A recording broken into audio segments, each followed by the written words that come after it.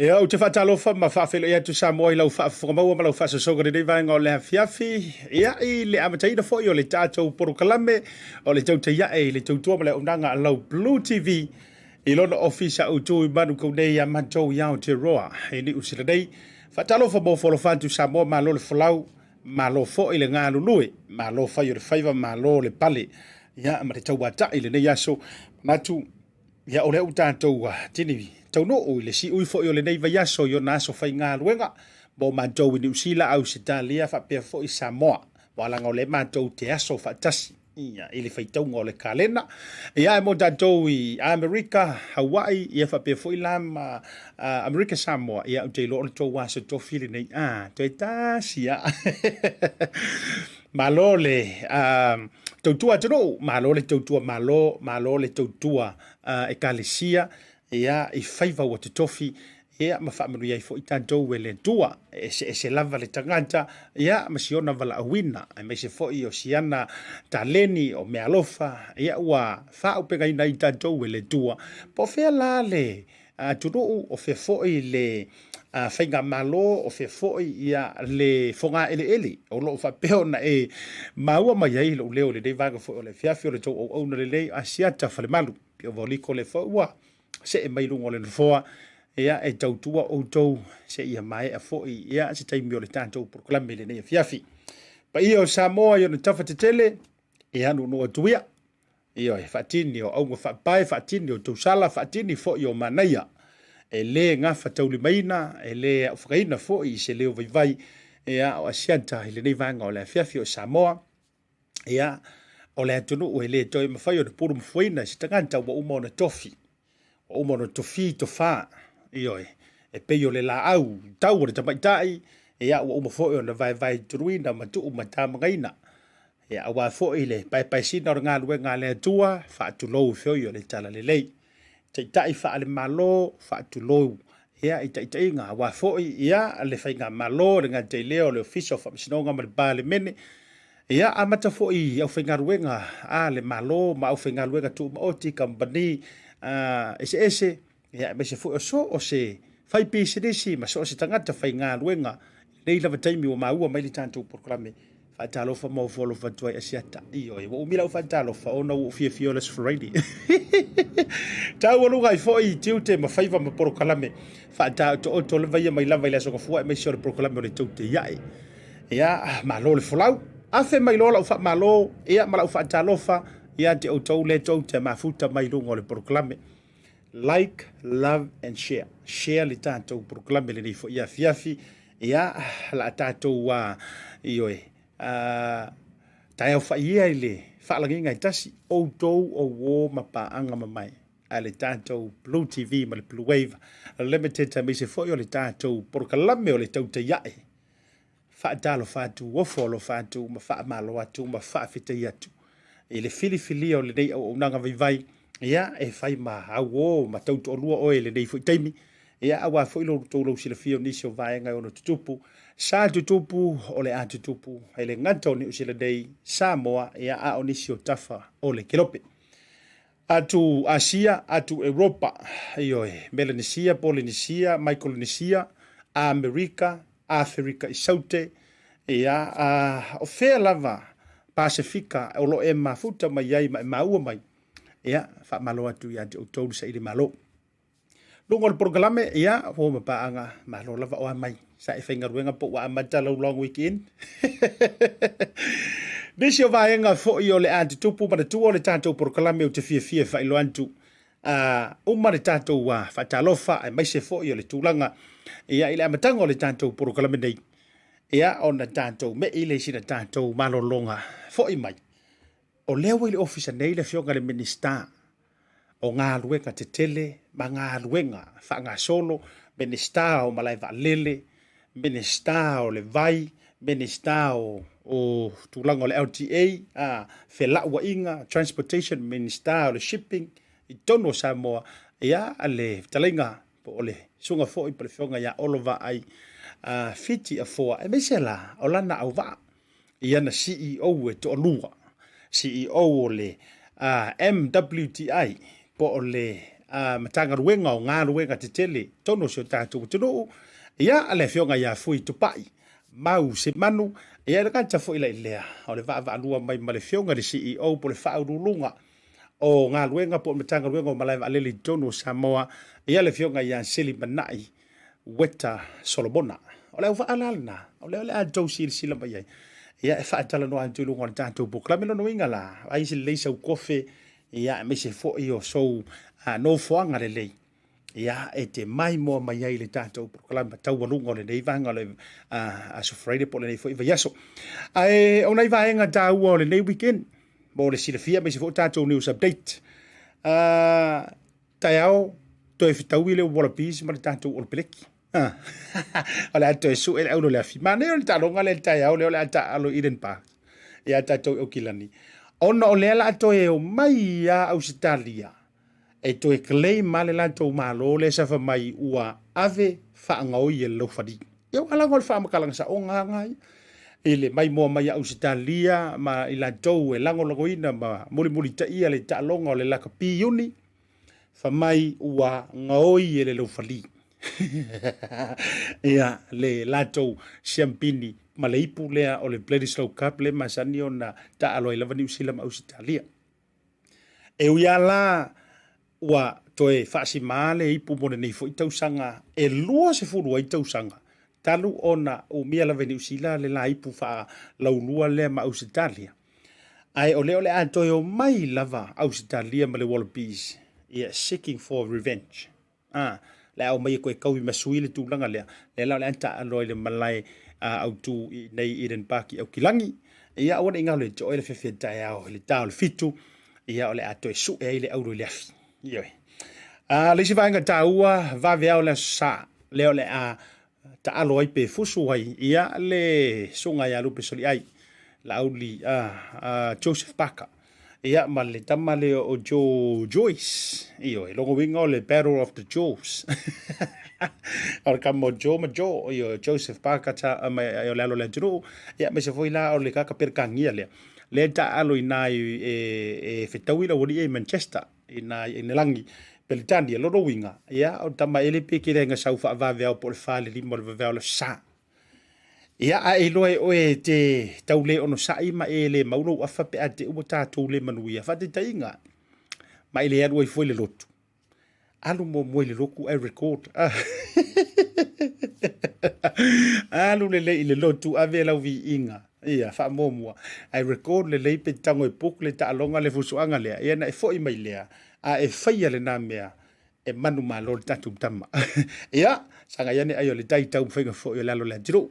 Le whionga lupe sori ai, Lauri Joseph Park, ia malana tau mwhainga, whako i lalo le li perkangia lea, ia tātou tā puai foi, ia e le alwhaiva o tā mawhanau o sio tātou matiro, ia male aso kofua o le aso malolo e whaamana tuai, ia whaavauvaunga, ia po o le whaanoanoanga, ia awa fo i le tuai o le malo, male maliu o le tupu tamaita ia Elisabeta, le lua.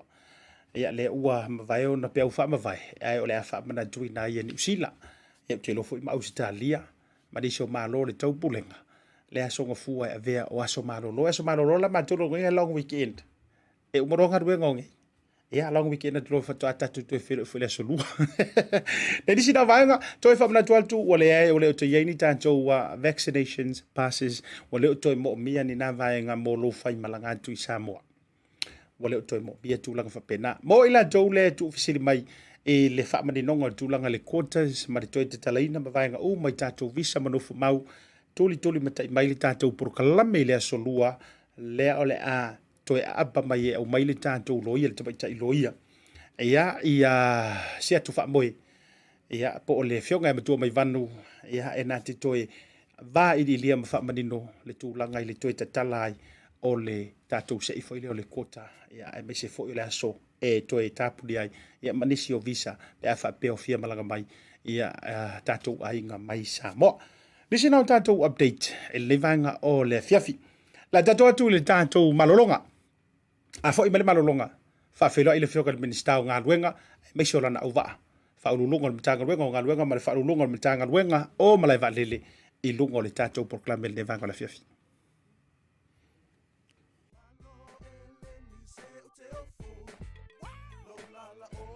A whai te mo mia o loa mai Samoa, ma nisi o atu moto le Pasifika e peo fiti matonga. E na o le tasi lava le maketi te mo mia, le Tasi Market. Tasi Market, e le ngata I fua whatoanga, e maua fo I ia fee, ma isi me tau mafa mai le moana. E pea ona uwhai atu, e te maua uma o loa mai atu moto le Pasifika. O le talo le te sila mai ai, numero tasi lea o loa sa palai mai le atu o fiti. Kako karongi ue fo ia yasoi. Maua foi le umala mai tonga. E le ngata I lea, mo I lātou e fia le tātou tama o le whai. E te maua umala mai Tasi Market. A whawhetu langa o whaalawelawe. E sa o le lei, e maua tātou pusa pisupo. Tu ai ngā le lei ia leo le pama. Le ngata foi lea, maua pusa moa, I so si tu ai ngā sizes. Whapea foi la kako pusa siu pipi. Anse mai ngar ka pusa siu ngar whamule mole. Tai. Tama ia mo whara, la ngata foi leo pusa pepe, I le Tasi Market. E maua fo I ipu mo whaalawelawe, in bulk, I le Tasi Market. Ia le nā Samoa, a mai ala o na whai umalau whaatau I nei le o nanga le Tasi Market.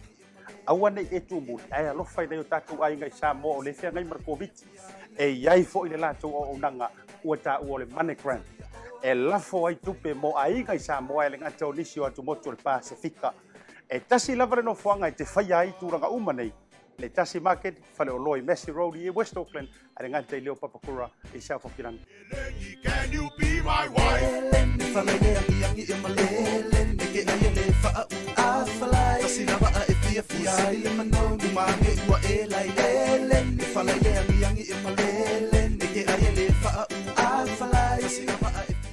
E au te toi o wholofa ma whaatalo whaatu Samoa I lau whaafwha le nei vanga le whiawhiri toi te liu mai o le tātou proklama o le tau te iae I lunga o le unanga ma le tautua lau BluTV le nei vanga o le whiawhi pei ona o whailo antu le ea matanga o le proklame e ia umalo whaalo alongia I kouki ki I lava.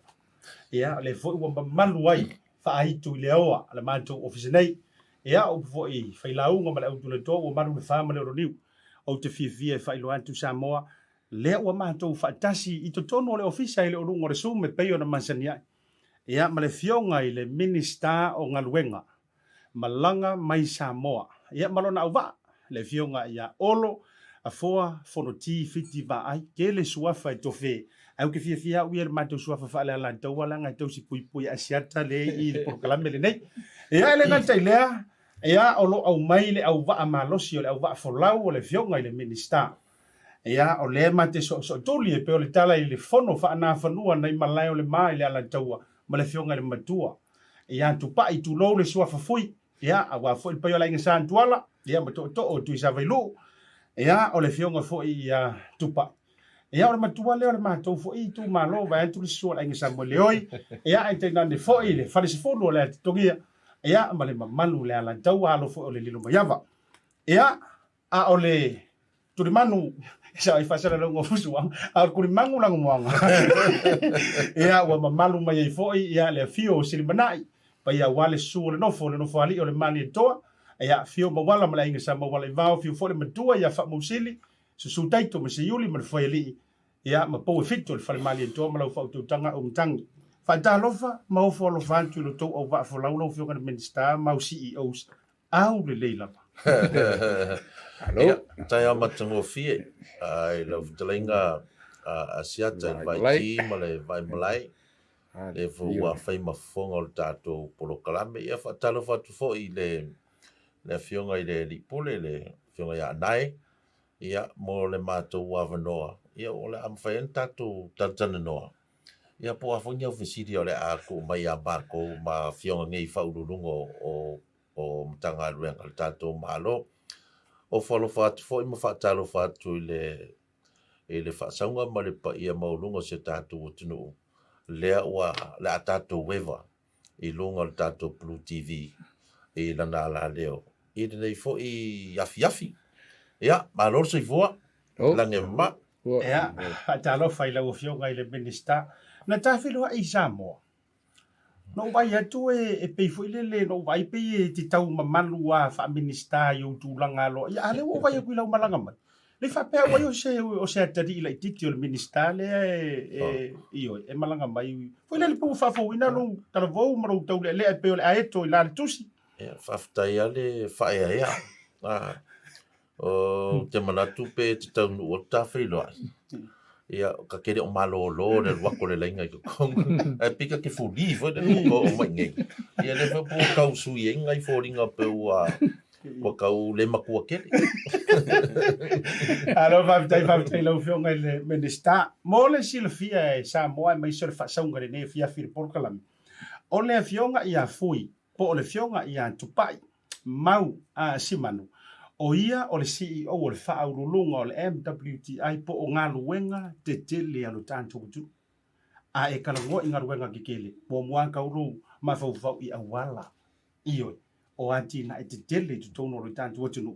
Ia, o le tu i matangiolo, ia lupe whaalele pa i o ainga, e mese foi ia o nuu mai kalesia. O le whionga e Silimana'i, o ia o le whaurulunga po o le CEO o malai waalele tu tono o si o tāntou tunu. Malai waalele ki kele, ka mai malai waalele, whaunga malele whaunga. E la runga. O sao ea ni au i. Ia, o le whionga le ring o wale kele o malai waalele, lengi waalele. Ia, ia ele lei fo ia na motor pa o si la fia. La fo pele avanoa. Wai u ia no u vai atu tama ainga o santuala, me se fo io samali toa ia ma samo leo. Ma tualo lima. Ai le pela ngai tele o tangata i roa le la aula o whionga le minsta. La avele avanoa i le whionga e Fui pa le whionga Tupa'i. Ia ona so ina ma Silimana'i e whailo fo ile rupe mua le vanga le fiaf. Ia. Aftai Asiata mo le avanoa ia e whatalo whatu i li. Pa ia ma le malu le atunu o mwhai ona maua mai le tato whaasala launga le tato Bluwave TV ne fiaf. I le malu le atunu o longo o nala pa au i New Zealand nei.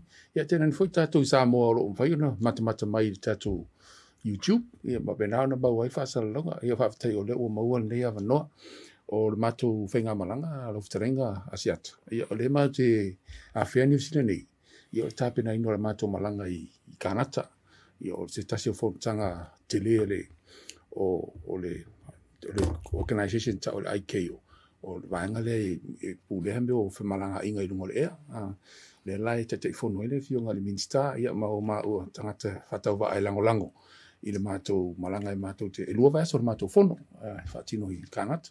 Le ua whea mai o ele maula whanua, ia whaafitai tele lava mo le whawhelo inga le neia fiafi. Alo whaafitai Tupa'i o le fesili mai le au mai moa ia te au pe whaisou a inga, ioi, au whifu i se ioi. Ma e tawana, e awhapea e. E whai lo tō rua, whai seo ainga o le titito o le whionga le minsta mai vai sala. Oi. Le motu. Ia, O se mau paulo.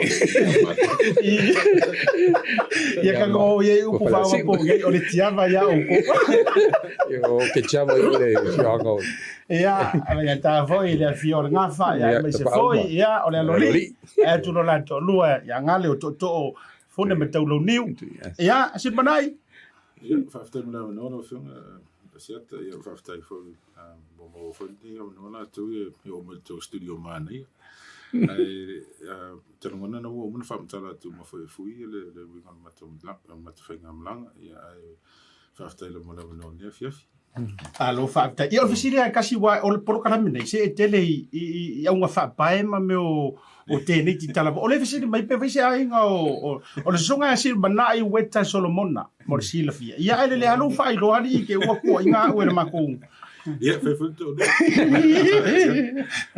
Lau whionga le misiana me ke kau rurua ilo wau. O pe o fisiri nga e whainga kākere. Ari fisiri. Ia ai whaftai fo ia whionga i whaurulunga. O lea ua ka usa o anu. Ia, mana ia langa e ao na te okino le solo le tamalo. Ia ua uma foi lale vivesi leo o kouleko ke pisi mai lunga. E visi ngia whionga i CEO. Ia, ai, ole a whanatonu malama mawili le i fia maina. Ia, i tūlanga fo i o le tātou wa porukalamele nei vanga o le fiafi. Ia, o te lofo, ia tau tele i o sina malolonga pupu. Se tasasi matau butu fia whaafisile toi tātou le malolonga wa fo inisi o tātou matau. Lau whionga le minista. O mai ile ro, e tuari ile lua, le tūlanga fo ile keisi lea ma le soa fo i tuila e pā. Se mai singa kamai update fo ile le mo le nei taimi tau lea matanga o le tātou polokalame po le aso na tūlanga mai whaafonga maua Samoa. Ia, o ka karangoa so o fo i le matau pu lea. Ai, o le ua maua kua le wo ngai. Ia ola ua umanga whakingo ia susuenga fo ia li malo le taupu. Ia ele umiango o kalangoa o ngala ua ili mo le loi sili ia le tulanga lea ia ma whao kuai o le whamasinonga. Ai peanga o kau maua e anga po o kau vai aku pe o kau kangi mai lau kama le makere i o kongole mai. Tau voi de o voi ko inga fusu anga whapea asiata. Iri kakau o nga au maia i anga me kia fo i le langa le makere i o kongole mai. Ia au loi ngā ua kau loko vai fo i lea ia sia uo. Ia ngā paula leo le me o iei nge ke ua maua ku kongu pe lua ka musanga ai wha le kongu. Ia ai ke kaloa fo i le iei. Ia ongo sai, ia lava pale pea ma ongo sai. Se iyo o le kaime wha kingoi, ia sia mamka upu po singa ma fusuanga. Aru koling ding, aru koling ding I foi le ma warm up ma kulanga fa penga. Ia ngai loe foi la ia po o feme e anga ia I po le kulimangulang moanga po le kulimangulang mumu. Ia ole afai u iei ia se fai unga lovali. Ai ola wanga kakalo foi le onsai. O foi le ole kalonga le mako por kiki asia. Ali. Ole kula fongo piko sili anga ka ua voele. Lua. Sa le fai meika. Sa kangi vali. O kamanga lua ia o kangofo fole au vai aku I laupanga po wa kangi ere I o kongole mai. Ia ai pio ngai mea nga salo le ya ka kia kupe o le fionga le lo isili nga ke fa ua winga le ia le kulanga o le fa msingonga le ia ma se I o kui kai I fa msingonga ia man ko fo ia ia ule kalangoa ia ilanga le wa sala ese le mele kalangoa mai ai ma me ia kurikuri aku o le alava kurikuri aku le skalango le o le afo I o ka vale la lo ngoa o kia mga ola ia ma se bea ola mga o mia whamasingonga e fio aku mangianga mea whapenga boi e whai asi ranga voi ala mia por kiki pe kami voi lea e lera o vai aku amaka kami e kere me ore kami koe kangi ai ongo sai si or kai me whai nga mea ai vano sau no lo fio ngai le na na toe fa te tau tu la veli tu langa wa e sau noi wa pe po le va nga le o te va vai tu o le tulinga o le privatizing o le private plate ai e de pe o le tau langa I lo manisio tu ai nga private tele na mai ia tau sanga o tu na yo le aso tau I le nei mata e o le mea ngai e kau si de fia tau kala vala male fa alo ora ke ia ko ki mo se la uka vale e va penga ai amaka mai al ka nga ferwa ia le lo pe va pe mai ke wa fc de ko ala la me nga private lo ka vale o le kulanga nga e pe ngo fa ko se ata o ke musu ke le ka wa ko me ki ala nga ia e le fa moi le se ma o ko ngol mol mai ia nga vai mai la ia por apakaki por le fa lava le mede ia ala vai aku I mamka upu I o le vai aku kangi mai o ke musu ape se fucking ulu mede ia fa ngi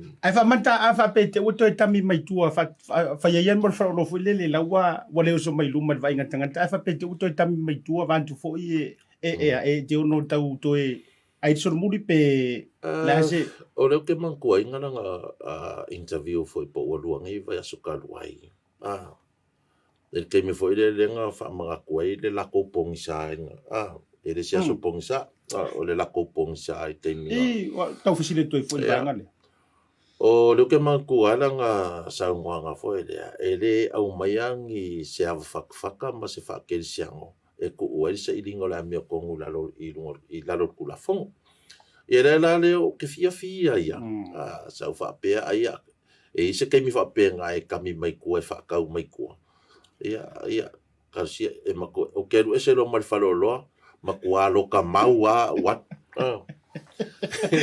Alo faftai. La tatu malorong pulea. A voi mai. E ia ofisili onga ia fisiringi ia fionga si au telus. The reason why I love Talofa Voucher is easy. It's super easy, it's convenient, and you can basically order anything online for Samoa on your phone and really right here from my couch. It's that easy.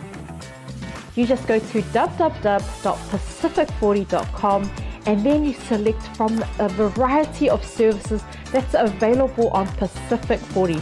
You can even select a shop that's close to your village. So if you're looking for a way to help your ainga in Samoa, this is the perfect way. Pacific 40 Talofa Voucher.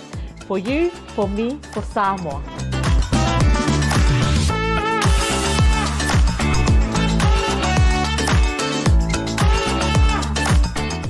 Toi whawhele atu toi te liu mai o le proklame I tātou malolonga masani. O le whawhisili o te fia whisiringi a lau fionga fui po lau fionga Tupa'i. O le na whatua au sau nei na o lau tui Samoa. Tasi lea vainga la ua lunga ua mori mawina o le manai o le tātou o le tele. Mai se foi lantoe o le hau mai le tua ana ma whaasolo I whale lantai a o le ruatu e whaitua masanga ana I pia. Ia ka ilo fo I leo ka vale ia mole mole le I mantou. Ai nei vainga ia tau vai atu le au mai lunga o penga te whailangi e nisi fo yo ala leo manusi pepa. I taimi o timunga. Le o te leo iloa lai vainga ia tapu e mai po ni a fianga o tanto au wala fau ia na whai wa toi wha le tonu. Ia mare tanto ka mole mole. E ma whai ona e tau wha amanino ma au tala mai. E iai se swinga o le tato ka le au whai le taimi le nei. Wha atusa antu I kama fo ia nga kako usawa mai le mautau sanga I tele. Ya, whaftai Asiata.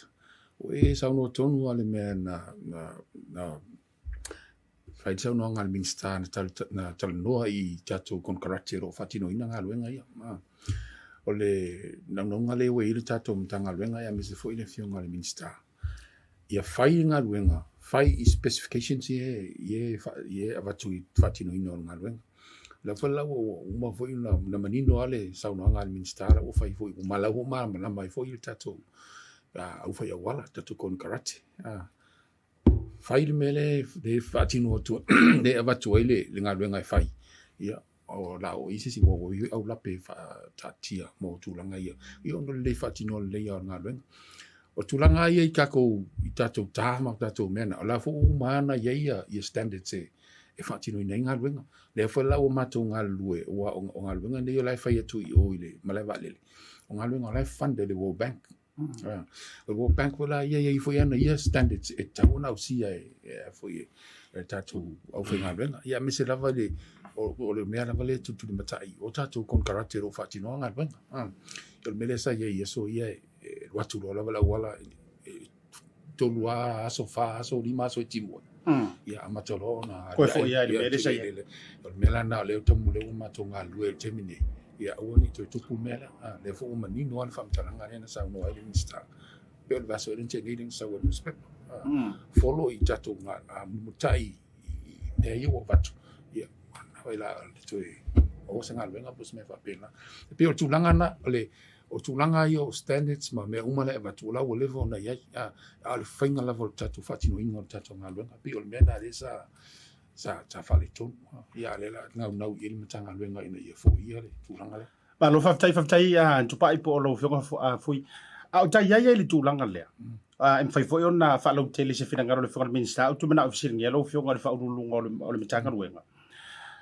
Ia ele na male la ina e ia tala masa non tatu fa longo ia fai mea ma se tau ia kele o kon kala ke o tu fai mea ia e tau fa pa ole matulanga ua tau ia se tulanga process ale matanga luenga e mautino ai tonu kon kala ke ia fa o ngai na mo le faingo au wala e matua anga va amale le tulanga o le fausia ina ia meet le mo o mianga le fa tatia anto le minister ma matanga lo ia olawa o le memo moala wa matanga mo isa no le fionga le minsta wa o yo o le suite te fono le o le committee velo tau fonga le malo al mela o matanga lu e le committee tau fonga o ile lisi ya tu mo ia tatu kon karate ia ele o mawina le mele tauna fai atu fai se longa fai tu nga mena e fasala ia ona fai lola ia le o i tulanga pa pe o ia de la tawan fai fa lenga lenga al tulanga na ia o le sifo mea ia la pe fo i matou ono le matou o le matou monitor matou vai al tulanga na o la o tilo i na ia matua mawalunga le fatino ino nga lenga le ngata fo nga lenga le al kon karate ya nga lenga fo ma tom tanga lenga ile va inga fatino ino nga lenga wa ma to vai po fai le lenga lenga i tulanga le na va to i kako specifications e fatino nga lenga malo fai fui lo fiogal benista e ai le article na manto wa ana fai tau tu ai fo i lunga i sau no nga la patai ma fa malosi na tu inantu ya ila jo lo fai nga lenga ma kontalante fa nga le ma masingi ma fa nga te tau me to tino le eventu en fa lo tele va nga e fa tai o le memo muale sa o fa lo atu e singiel tu langa fo ilea peisa salomia e tau sanga i tele te o le tu langa la vai o le fai ma se tau yai ia a tonu peisa ye ni tu langa fa penga tu lai mai o le taimi nei asiata mal fa fonga le tatu o tunu o e le fa nga so longa nga luenga le taimi nei malo male matu sau fa ia tu i committee fo o tau fonga le ilo ia nga luenga ma kon karate e ave ia oke kat kongu lava e au o nga makua fa itete lava ia kon karate e le kulanga o ngi me fa penga awai le kai o ko e sao kulanga fa penga te mingi pe a fai sai ngi kulanga fa penga ia o le ia ma kai kule le lava e ka ko tender sport por ka ko komiki o ka ufonga ia vaenga mai ia e silfia foi asiata ma tu te sau fa e male fionga le pule le o ngalunga tela tato malo le fionga ia fui ia Fui Tupa'i ia o matoula le ilo inga ia fai unga fai o le tulanga lea. Ia ma ua iai fo ila le fuafuanga le komiki ngi o le maka i kue mako o nga fai dola ia o le mea o le blacklist. Ia o le ia maka i ku malava ia performances a le konkalaki, sos konkalaki. E le ngaka lau fai awala.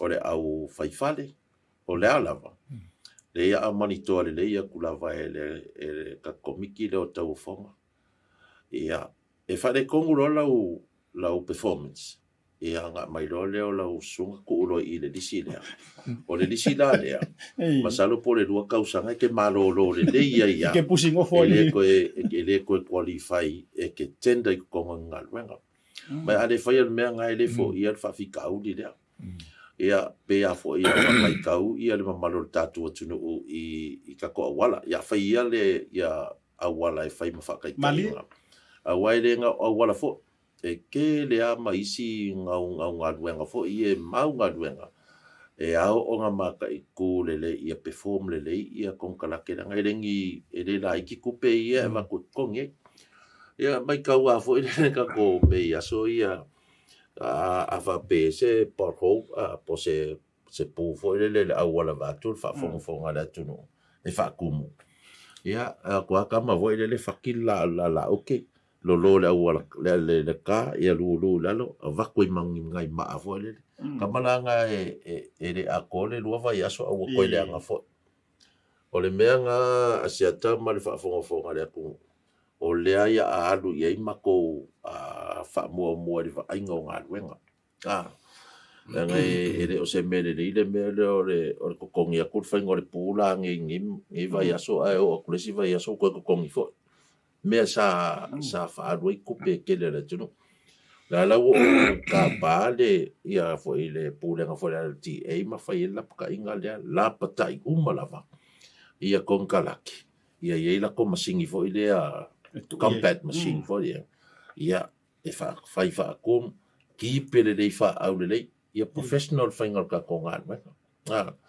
ki pele le compact le fa ka ia wanga I la kule le pa ol ka vale fo e nga kasi de la ko so I ko pe me sa masangi kama wo ia nga le umanga lu ole ka kangu I ia nga kilo le ia pese ka vale la ko so ri ale nga te ko so I le fa ia wa ia ol me alanga nga mo e se le fango ngo fo le ka va ku ia wo fa nga ale a fo ile malo si ngai ka fa nga luenga e ko ku ai foi mo a me foi ku I fanga kasi dia ai le kai nga kala fe ngai ia mar kupele ro ko ngi ia kon kalaki ia piola o ngai meanga o le ua ia o le fionga foi fui ia po Tupa'i ia o ia le ngafa ma le me ka kula fongo e fa kula fongo I ngai ia le sekta a koa le lalola u vai ngai foi la ma me o ka maritime so se mea e o foi mlai vale le ngafa ma le fionga ia Silimana'i o ile fa kula fongo kuai ma va ko specifications e muri ka inga luenga ia le la wa ma ngai asi ma ko au va ale ia e pa wale mea o ngai konkalaki ia ko wala lofa ka ko nga lue fa kasi fai fale ka ko nga ma lo fa tai le forsanga manino matulanga malama e mesia wa ole pe ole au wala le au ngao fe malanga inga mese fo ila tala wo ko fuka vale le to tele o ai ia e pisa fo isi fo mai tele fa la velave ona ole o ai ia le tula fondo le mitaina ai te tau fo ona le lei au wala fe malanga e maro le tunu lau fioka Silimana'i ole usa unoa le fioka minister mese fo io le fioka ia Fui Tupa'i e tu sai o le va lua be so nga lua kan fon so to a ku fi fasile kwa o ka ko male va le I fagari na mata to sa u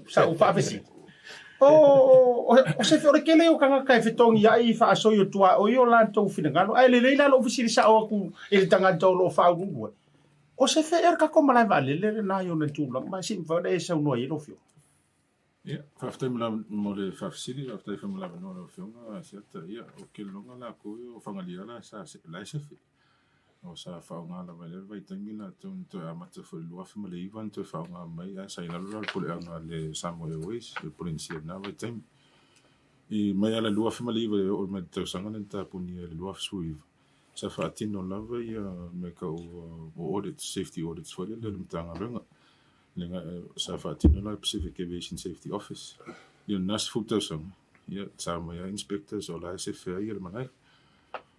Ole Altamialen ta punia isa o fete na inga fo mar company sa fa piana pule ia le ia mlevan le na vai tai ia o fingal fo malo total ia la wo fa sala lau mai eta punia de la sefulu o oktober ia fa sala longa le mo te fa ta ina mo te fa le ia le fa di ole no te ingala to ia o te o ngato no november por fa o te amata ia operation ti fangali te minei o lai fa tele no le nu le va se fo fa tino ia consultations mo le nu ia fa pena fo ia mtanga venga ma ia mese ia airlines ka ko stakeholders ta wana ia nga e fa no vale le se vale le se angol le vale ai le te minei mo lo fa si o la se fe ia le me vale e mai a foi la fa tino ngal ningal venga inte asi foi la ia mtanga venga ia fa pe ia passo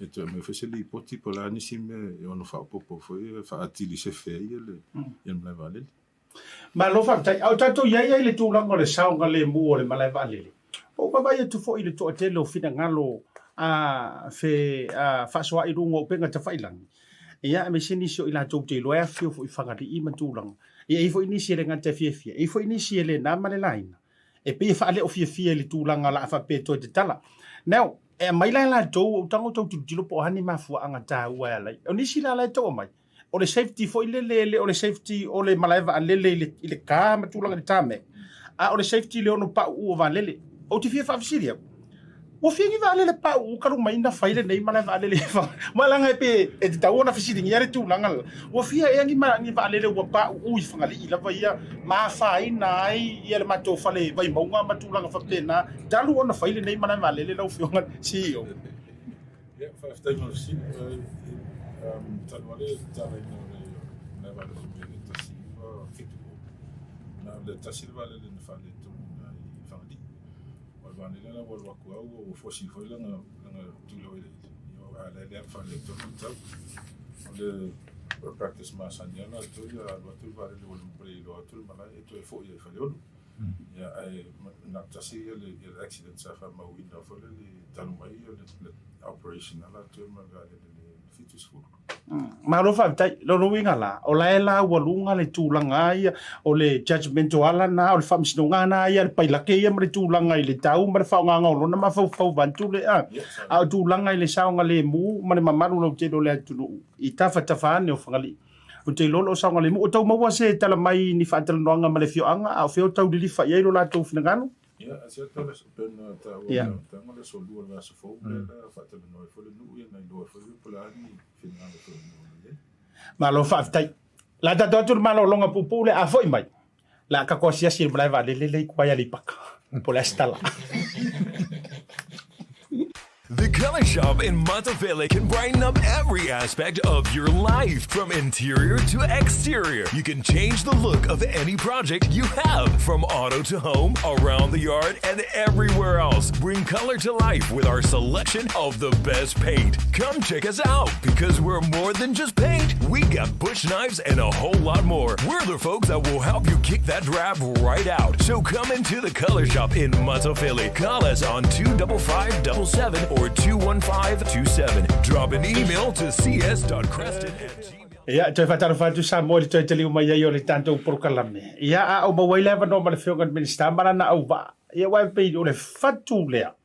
Ya o matanga ruenga a toa o le tupe pe yo le ala toto le. Io e o la a o kamala ya e fe ngai ma le hard ya ti tonu Samoa le la wo mo kai kai no tanto por kalame. Lo fionga le minister e alu tanto malolonga o tanto tala no tulanga o malai vale le fangari malon sang le mu te fia fa fisili atu. O le ase update mai o le malai vale le sa fokusia ni ti avea. Ia ai o le a fa wa pe ye se va en o le a suia mai ai avea ma se sia ti na e tonu so tanto butunu lo fionga. Ke o le malai vale le ngai wai le kaunka o se malai vale le wai le se vale. Ai o le fa moi le malo o le a fa nga ia elenga ia pa wa elenga le sa kasumile o le wai i le a fo i le pulenga o malai vale le ia fanuanga e sa fa nga e whainga malo karuai le land taking pe o le ave fo ile a ave la lo malai vale le ia nga paulani me mo ia nga ia kupe wa kele nga alo ia ala ua mawai e kuso a se kala ia malo le nga fa i la lo le pule nga malai vale le ai ke wa ia o le fa moi nga o le ia a kama fai ka ko solar farms ia po ka ko turbine farms wo ia mo wind kama wo ia windmills ia okay lo o kala fea unga le ia tina enga mo sivaenga nga ai a fa pe o se malai vale ia e le kai nga kala fea ai wo i asiata mo me fainga malo vo le mafau le ia e faile aki nga mo le o malo ko e mafau i le mea e kala fea ngai mamangui ele tunu lau tele. E me se ala ko e ngā ki ngā ki kele wha pēr. Ai a wha pēr wha kingo le mea le whai i kia vea. Ngā singa wahenga la vole tunu e wha maria i ngai. O le mea ngā mo meo peongo o whai ako. E mā fau do loko le leide whainga o se a ki ngai. Ia le leine malo, mare lau kele o le tunu e wha maria i ngai. Ia le akui o e kia vea le oi a whaafera le angoango o le akungu. Whaafenga whamari. E le ima se mwhainga. E le mwhainga whamari inga o ngā le au mai o kua o karango so o fo i le mtau. Ai o le malai vale le a ia sa fua a ngai ia le saile i linga ma mafau faunga fo i ngā kaimi. O se malai vale le kokonga le kauranga. Inga ia kula laka i lau whai pisingisi, ma kula laka uma mai ei, ia kanga kai fia whao ngā inga, ia se maale le whelele i kupuila, ia savai eu masaungo aku ia le pula mlai vale e luanga mlai vale le kuku ale savai Oi, kai whawhai. ia o lai pisi ai ia mo meo vakual whafonga le tunu e uma le na kule skuli ai le na kule skolo ai le I le na ia se vale le kalu mai le lockdown male mena neng kapungi ia whangari ia ai a kongo le ia po la foi se kulang o la le taimi o le a kakalai ia le I o ia tesema ia o nga whaonga le o kako malai vale le I le moke le sala fai ai o nge ia mawhawhanga uma e le mo le malo e mo le atunu ai me se ala e ia waenga ia le ia ngā ruru I malai vale le whangari I pēr kakala e mafau kusa o mei e mafau le malo e mafau lau kele e le pu mo se mafau ma se fina ngalo le whainga malo te mingi o le kinga e lea ia manguia umai saua mai a sau kau mai I o mafau nga ai le o se mafau le nga o I la vai le angoa maa pe nga o asau e whapenga le whainga o poro kalame e whai aku kako whainga malo te mingi. Malo whautai lau whio ngai le minister alo no winga lao le toi ngā me fui lele. E le ngan tau le long te si o tanganta uma. Pa lengi le le mo tanganta uma. E walanga aka mawhau ngela ka sau mai saku pa ikea. Ia, ta toula nei mai saku pa ikea. Sau watu pa ipiki mai au sau mai sangonge o mai o le waa. Pasi o le wafu, a pia. Pasi a whaaparo e arukua. E ka ki au fo moro ka fiaru I ko kuila wo kaika e ke man ko vo le vo I fo e man fele le mai I ko kuila le va ko kuila Maota fa pega fo ia sau ia e fu ala le ia le ko nga malanga nga ia I le va ia ko le Samoa e wes por talo fa e wes o le como malanga va e o mok va pega ia fo nga va pega Malo whautai lau whio ngai le minister. O e sau noi tūlanga fo. Ia mta tū tala noi. Me siwa umana tua le fisili e teo e fisili ngia le whio ngai a Fui Tupa'i. I le tūlanga le umana tua o nei I na matua lolonga tātou Samoa. E tele ai nau wai tunga tau whio I pau mai ai mara tō telo I la tau funga lei. I o vai moso, tau fusi. Tele fo I mea tō tino nei whai pisinisi mara malo fo. E whaale anga ina. Ia e mafua mai fo ile le wailalo le au le tele au tau saudunga le vai o ani fuafuanga le ua toe tau suia mai ai ai ua mawhai fo I le tātou matanga ruenga o na whaia se aikia ia mani ngā ruenga e tau fia ai le tūranga mare toe tu. Ia, whaftai Asiata Pio Vaoliko. Ia, o fuafuanga ia. So le mele sa masanina whai e tātou ia so ia. E tau te o hore kam whai e whaile tūlanga whaiala vai ma mena tau whewere ia whaalua le vai. A lesi la fufuanga leo whaile tatou leo umon leo whaatino. O le tau whai control ma le source. Ele mea la e puna mai le vai. Tau naro. Tau whewere whaise tūlanga ina ia ma whai ona tau whiofi ma control le vai. Le la o whaatino ngā ruenga wa mai anei le amtanga tau sanga nei. Whai unga tau sanga nei. I o ilu I te moa le vai tafe nai moa. Na o tau whaalau te le vai tafe whaaloto. Ia mawhai fo I mala vai. O tūlanga lana o le vai fo le ia lua mea tātou tiro iai. O le mele lalo, le mele lolo vai. Ia ma o le mea tupunga mai le vai. O le le fo I le mato ngā luenga tele lava le malo le o la mato ngā lue mele DP. E whau le mele le whatanoa. O le halawa multi-purpose dam. O le purpose o le whatanoa lea. E fa e tu I uta I alawa, e tau fio fia le vai pa o te mi e sau, le vai le sau I. Ia le sau I tau I vaisingana, ia le upu masani na. Ia, uta whenga ai se kia vaisingana. Whaangai o tō whi launga, hoi pa o le te mi e whai e tātou. Ona a o te mi e tatafi e reo o mai te mi ne. Ia lai tau, lai o tā puni ara Sheraton, ono o le silo longa. O le mela na leo, o le ngata le whai le polo keki e tau o le river wall le I whaalau tele ma whai me wetan vai pui I vai singano le mau te ngā lue te mini ia la fo la whai ploketi I uta le me mafua mai ta whinga I le ia control le vai a watu la leo le vai pa o te miro longa ta o file le kako whatano te lelea ia o lolo te miwa mata na tau te ese timu ia na matolina na release foi le fa sau le mu foi le ya au lava ni tupu nga lo longa ye tato vai a lo vai a to tau la tu sala titino na la titino ye au engineer ye fa pe fo lan fa tino tato nga luenga la fa tino temini tele tato nga luenga la fa tino alo fa tai se vai nga tifi falu tele lo fio con mistapo il tura kale ya pe o mafofo nga le wa pe on saunoa ia e fui o le ua o nga iuka foi le kau su ese confit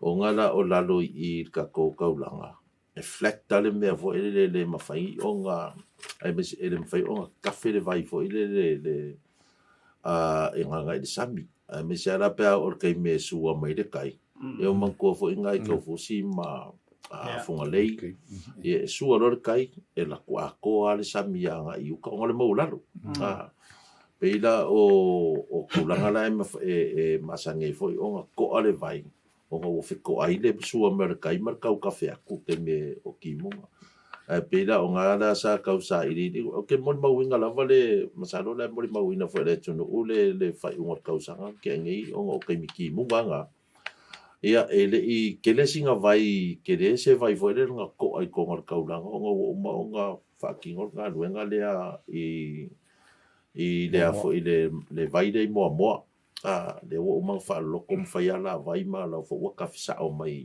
anga I konga kongo I fonga dei la le uma le nga luenga la masalo e ko fa au ngai I se te me kausanga ngai po le pa kausanga fo le ama kausanga e ko fa lo ko akili ma kau fa la ukele le vai nga se ya kau mai ai ku o le fa le vo le atwe le se mai Mankuala, o le vainga e komoi ma loloko I le awala le funga le, o le vai e koe kafe mai ngai kua le SMI o ngai le lenga fai. Ia le alau wha solo ko fo ia I le wha loloko ma le wha lau kele ma whai ala ia mei o pengisi wo vode. Ia awala le pui nga fo I o le nga fo I a vai ngor kaulanga mai I vai kafe. Ia pe o ngai o mafofo nga wo o iai I le kulanga pe o ngai fa Silimana'i. Ma lo fa tai lo fio le minister o le si vaenga se tai mia muli o ko o I ka ko malai valeli ai o te tuli matanga wina lava ia dato nga ruenga te tele pe o wala o le si o wala le tele ai na fa le tonu ai masati ai le soifua fola o mamaru le tunu o le tatou kamale korosia koe I kia vi le ala tu te tanga mangongo maru atu si umu. Ia, o kalaiva me kamanga le ngolo ngi Samoa, o mo le mawina la, ia I tu langa fo ile o le ase sa unanga lo fionga si o tau ye se vai nga toi fa le ia ma fa lo tele ma tu langa lo na sa nga lemo. Ia, o sa no tonu asiata ile sulanga le ngaluenga na lela fa tino tsato ngaluenga tele na lela la fo o mona faile tau fonga o le la fo mo watu se le ni fund le Asian Development Bank ia ngaluenga la na el watu mata tu tanga manono nga tau ti tanga manono tawa I o si umu fa la tele la wala ia ma fa tu langa fo le ina ia saunga le mupe ona ona o la wala fesinga a inga fo ile ia ona sa ta vale ma mena ia finga ta io ona ni ta fio fita vale pe a ona al tulanga la le la fa la tele ia weni fintu nga ta vale ia ma fai ma si tulanga fo le ia ta ma fai ai ona sanga le mu o la nganga la ia sia ta ia alu ngol sanga le mu tasina ka tonga lu nga tele la fa tin le lope te malanga tu se malanga wa o ka savali ile e ngai o ta ti e no wala o telefone ese le fanga ka ole o ta ko ai be ser ku po kalbo o le kam fa ya fo le fa le awala anga le ya fa ku nga ka o ka di lo pola le ko nga be la fa ma lo fa vitai o manatu e fesilingia le fainga malanga pe ona fa iloa ia rupe mua ile matanga o le fa tata mai mo le malanga antui il fonutanga I kanata e me foi ona fa ma pu ele vaenga le la ufioga minister me se foi o va o le tonu le fa tata o le fainga malanga le ma fonutanga ani meta uputa ua mo le silfia maro le tunu ia skemi sa ngo ia fionga I fa udulunga nei ai o le fonkanga la vale o le fonkanga pasange kausanga uma whaiele Montreal I Canada. Ia. Salo o le whaadua rengo wat. O la uanu mua o mga lue ma Silimana'i lai valele. Ia ngo walu la whaile o le ngsingia.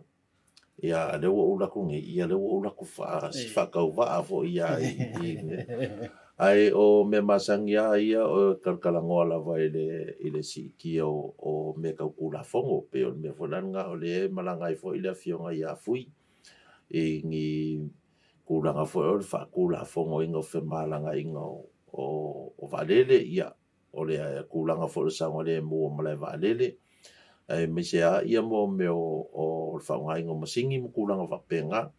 Ia marikele au isi issues fo inga ia maua lava le ngā ruru vāla laka o atunu I mea lava o whemalanga inga. Ia pe o le kūranga ngā ia I le kako whainga malanga le mari whaungkanga ngā. Ia okay no ia whalau ke le kupea fo CEO ia ka pule. Ia, haftak. Ia, na whiopu. Ia, mtalo le si mea tāua o lewa, e tau huni whaelo atu. O I fo I lewa noa lea e whiloa I ei mai si fo I atu nuu fo le ia la tō waale le tele. La tō company se umo, so e saunu atu le minsta. Ia o lai lomo fo ia mātou whontanga ia ma atu nuu United Arab Emirates.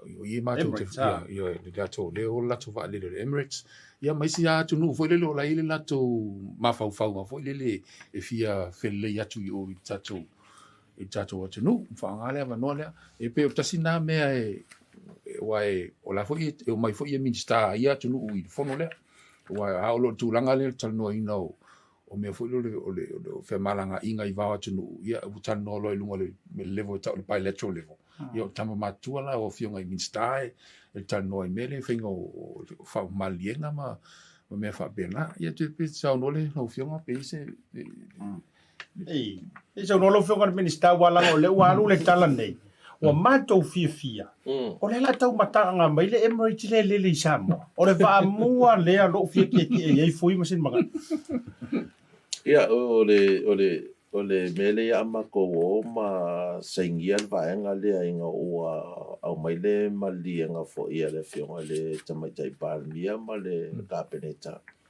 E avea ia uke alu e saingi ia le kako malienga le a whaavao malo. E le kulanga lava le o le Air Services Agreement. Ia o le ala ia kusa o loo makalai ia le wheo inga lea. Wheo ai mai ia va lea kualapi. Ia ruaku kako Samoa Airways.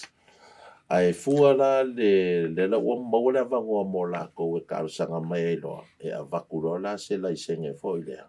E wheo ai mai e loa e le lea koe se lako vaalele po lea lava kampangi airline lea kualapi lako. E renga le Emirates fo, M5 fo inga karisanga kulo le ia se airline na valako ia nga vakfo la ia ilo kako whainga malo. Ia o nga kufole ia o se whakanganga. Kai pei fo ia o le, kai kusa le an mea le ama le whenga inga fo isa sainge e Samoa ma Euskaria. Kai pei fo ia ngei. Le langa nga umalonga sengin mali nga whaavao malo wa le open sky ka kome. Ia le la le ua mawhairo o nga apply aku le Qantas, apply aku le Virgin. Le la ua umala ia kulanga ia. Ia o kulanga langa ia le mako whainga malanga lea ia le mako whailo ia mare fionga fo le miska inga nga fo I pikongu. I le sofa ia ma senge lola ia o le malianga le Samoa ia o le fo e pai mai kua le ia le fo Singapore Airlines la ko ia o le malianga la nga ia e fua e ko ava fo ko ka penge ka se la ko fakanga mase malianga ia le wo o mai I ka ko official ia le lako karsanga.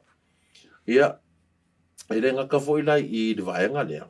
Ia le fo ua ia isia kung ua fo el Pasifika ua karsanga inga fo ia le vaenga la vale kasi.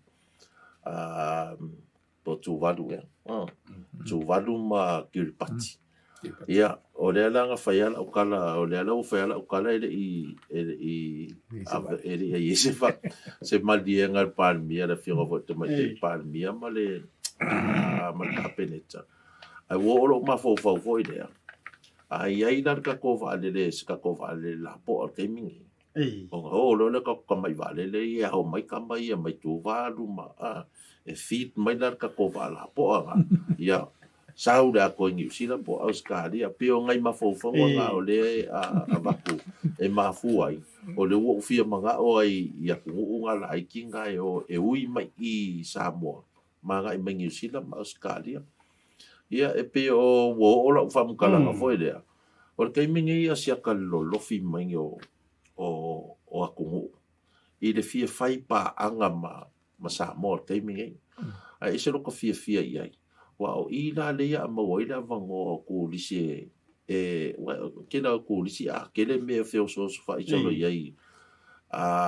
eu piu ka o ka foi ai manga ia la welo nga pa fo fio o Samoa ia kasi ale vale de peo so mai foi kasi singa malolongo se me ko o so ko ia o me ranga lo fai ka ko fai nga malo te mingi au kari lo le uri yang ke aku o la me nga mo so e fai ia o ke lo vai o ke mam la belle ka mo fai ngol Samoa Airways pa pe ia wala val Samoa Airways ia a le o me ke mingi makua I feio la val fai ngol me o lo winga la e si de ko e de fai mai pe la ke le airlines foi Pe per kom le vale de ngi o kirang mali o ke ve ko mai de Emirates si pico ko mai de Qantas pico yo wale lo o kampangi sainga au ma to misia foi le vai le tatou fu foi le tatou va asa masania ia o poli o le ngadu e malo si ia miska foi o Samoa Airways le kalinga le tino yo foi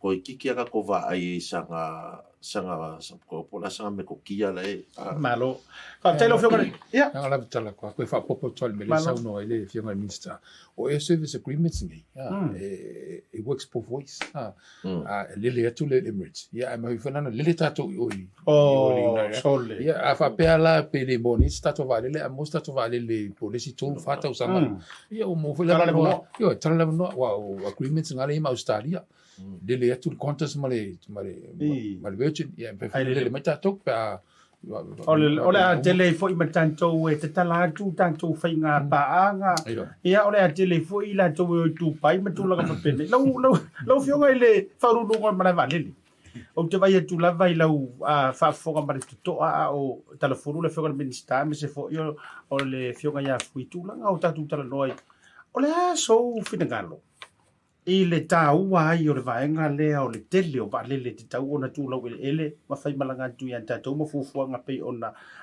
fa lau iloa i le fioga le minister ma polofiti ma benefiti ona maua i tatou se vaenga tau ona vaenga lea After Asiata ia o ka o mare vaenga na ia o me foi le economics foi o me porque le lo vale le pa ufunga le passe se fengo o le service agreement le ta o foi le fioga minister ia fa pe foi That's an enabling for the instrument in Fina, Kakala Umaya, yes, I'm on the line.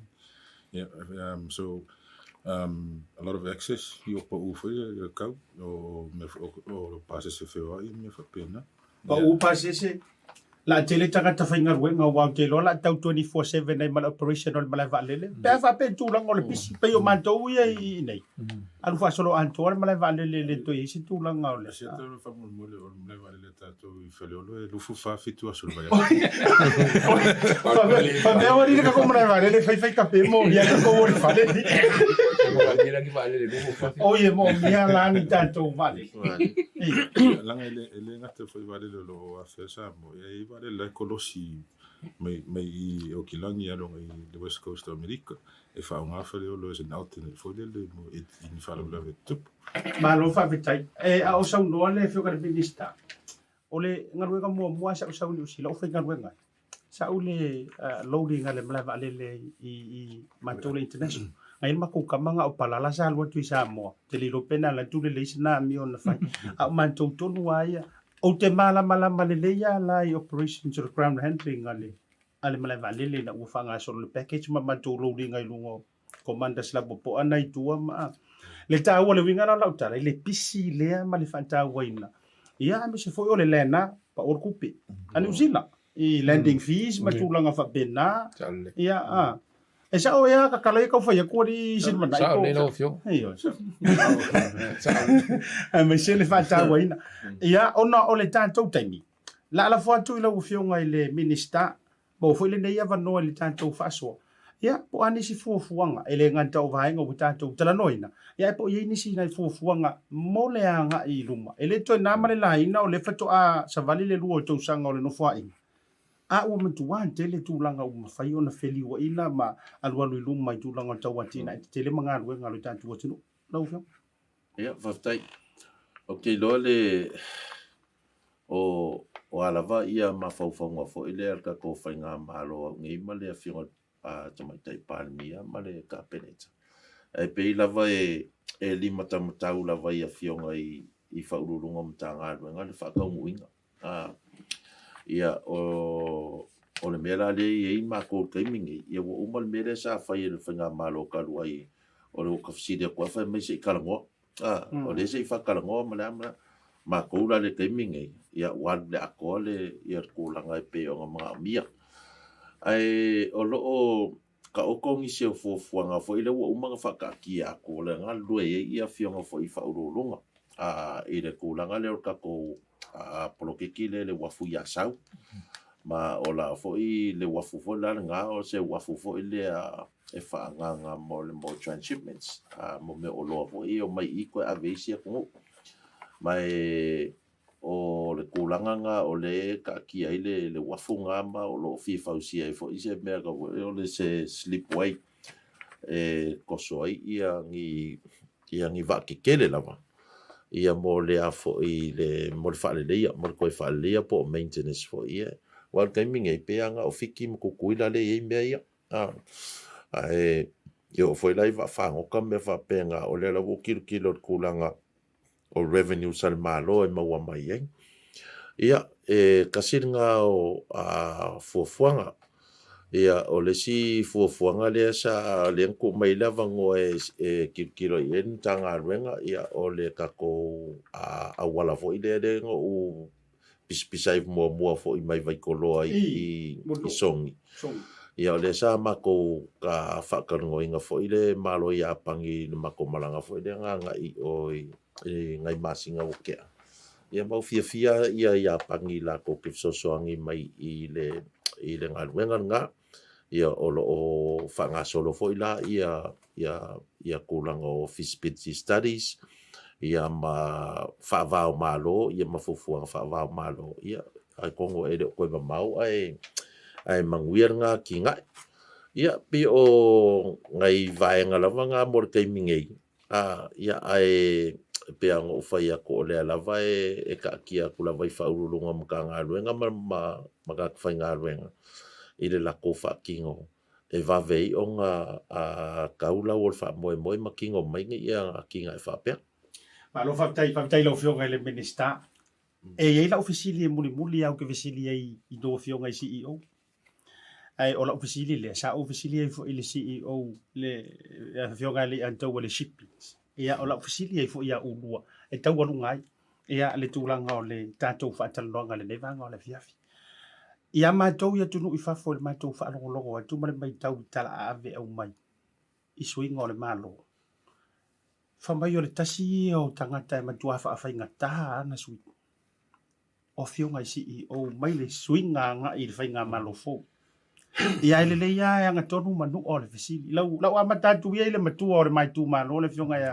Tupa'i ba atu le swafa fui o le so fina ngalo e me se fo io le fatau tainga o le matanga luenga ele nama le laina mai le swinga mai le telo tau sanga sa tau tuai ia ile whainga malo watua na iantu ma le swinga ua ia o le ale sa vali o lo e momolia o le fatau tainga fo i ngaluenga ina ia o ngatasi ma le whainga malo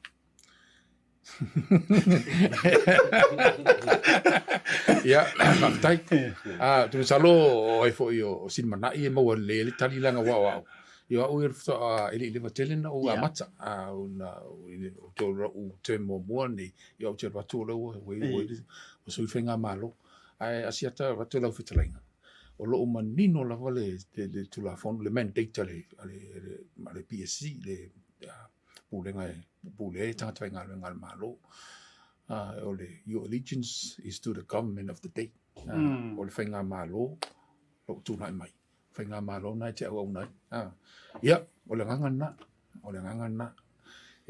sa ho le fio mai se ngal minsa ele o na se parti po se o na fenga malo o la o nanga fo na le tunu ia fa pe o ini ia ni fa lunga o fa ile me ele o na ia tu salo ele sa o le me no la e nino la vale man data ale tato ulenga tanga fenga lenga whoever is the government of the day ia ole o tata na te o nei o meno le o finga malo na te o nei ia o tulanga na ole nga ia o la lava me o fa pokalame fa tulanga I fufuanga le tato finga malo o la o ile the development le Samoa development PDS pathway for development of Samoa ta yala le tai uma ia tanga lenga ia fa pe fo ia puninga tuma oti ele fionga ya Silimana'i yo mena tato e fai malo fa tailo fionga fui kausao mai la o la ofisili le lan tu Silimana'i o le alfa to fala inga wai ai le te mile ke vengo e kamo o kala kosti e sei mark amai ke ngo fa yo le mali to le sei ya no you want mix ka se se ke me fai ofisili sa ka mo sa ngo mai o ko muri a sei ala na mana ya le fai o tafa e ke la ngonga foi le mafanga fanga o sa ngonga o CEO ia ma le fa ma oni fa te tele tai lo taimi o to taimi lo fionga le minista ia ele fo le fionga le minista dungo o le stato proclam ne me se forma tu ofisa o se fianga la o fionga Fui Tupa'i e me se fo Silimana'i fianga le fionga ya nai me se forma tu pulenga ma proclam nei ia wala u la po le to al fale nei ya mo ile nei aso e me se fo lo lu tafai mai ia ma moa au mai le fainga malanga ma malu le fionga le minista o malanga le minista o le fionga le palmia ma le tatou cabinet o le fainga malo ia sanga ia ne ayo le tai wa fo ile la sia o lau le fo tau no saunga le mu ia ino fuanga o lo fatata ia tūlanga o whainga malanga, maualo tō whinangalo, maualo tō malosi le tino a wāti ute mwhaiva me se lau whionga I le minister, me se fo ia o au kama mamawhai te tae io e te whaalangolango ia I tūlanga o ngā ruenga. Ia whapetele le utau sila mai Samoa. CEO o ngā ruenga te tele, CEO o malai waalele. A whai ke staki Samoa mai whale kong, suele wadi. Ia tātou atu le tātou malolonga. Ia foi mai ia wha awau tātou pokalame e mole nei fiafi wha te tele lo whaun mista me se fo au swatau. Tai, ia, so I fo. Maro whaftai, ia. Hor ka koporo kalame ge o whaikeke lawa ia sa kalanga. O ngā lepe ia a mix le a fo I polkiki. Ia ma ngā ruenga whakinga a whionga I whaururunga mga ngā ruenga ua o le whakingo ngā ia ngā ruenga a whaururunga ia e whai sa o ala ko ma kiria le kiri vangola. Ai pepo o kau mix ma le mako polkiki la lea. Pio whapeo, e whapenga le mea. Ai, ia, o paurawa le mo le akun whafkei kere. Mo le mako wavangoa si I kako whasoa ai fo I le ngeia fiafi. Ia, o mako wa ia wale ako fo se mako o nganga fa maluru Samoa ia e vai o mako kanga ia pawal menga o mako vai malima mako ke aunga ia mafakingo ia ngaduenga fo ia a war ka ko inga si ka ko ngu ia fa kai fo le wai fa manguia mai mako fainga malanga ia Samoa ngar ko ka kalo mako ke mga mia inga ia ka ngu olo mako fa moe ia mo se ai awa se ka ko ko Samoa ia pe se mako kala kulea ia la fo se fa kalanga wale ka kamali ila o ko fa fonga ia ka ko la fo yuka pe ko fa fo mai ia mako nei mafionga I faulunga o ka ngaluenga ka ko malo ia ai mo ke ringa ngia fiafi fa tai ia malo fa tai tato malo longa fo mai fa uma tato program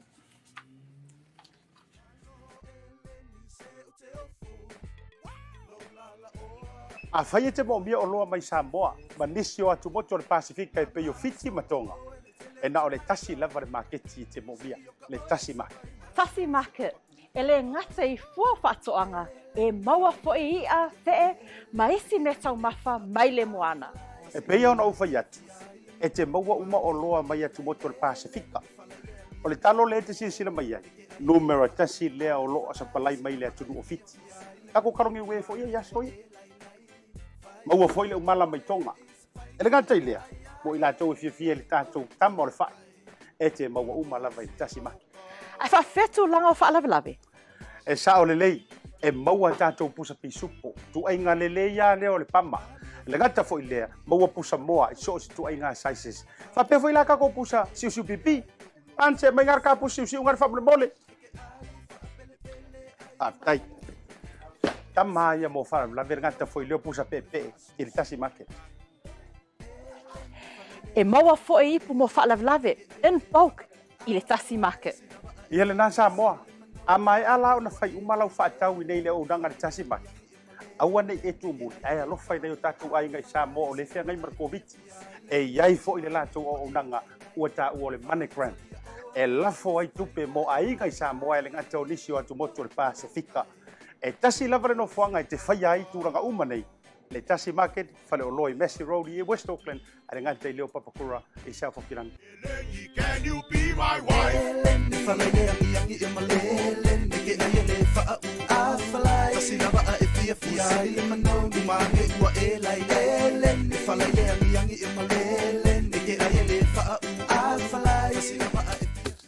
O le proklame le nama le tautua le tātou BluTV le vanga le fiafia mai so le proklame o le tautaiai. Whaiva o le atiro, ia, ua moni a fo I le ngō le tātou proklame. Tautaiai whaiva le ni vanga o le fiafia o te lo o le ua toai. Maota malawa, ia, le whaatam soa le inga sa whagai baro tātou tiro, ua whapeo le whatoa e maua, le proklame, whatoa e taunu, ui maota malawa le mai ai o ngā ruenga, ma lo lava le whatoa toa. Ia wanti la. Wa uma foi le nei vai so wa anga e COVID mai fa vai vai. Toi mo le toi malo fanga mo o to uma le tiro pele o to uma lungo le tanto Facebook live me se follow YouTube channel. Fa afte tele ma futa mai. Fa afte toi o me le o le share le tanto proklame. A wuri tele to long weekend alo atu I fa unga ma fifianga.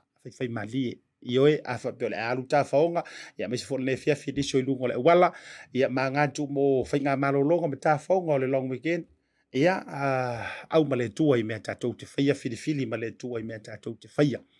Au fo le nau le tūlanga o fiafianga ma tūlanga, ia le hari fia pupu, a whapeo I la tau o le atau ma whaina, ma tango fia le ava malosi, ia vai se sopa driver, vai se isi pe whaongani upa mani taxi, ia I meane ua mai a foi, ia ai li wale fia I le whano noa.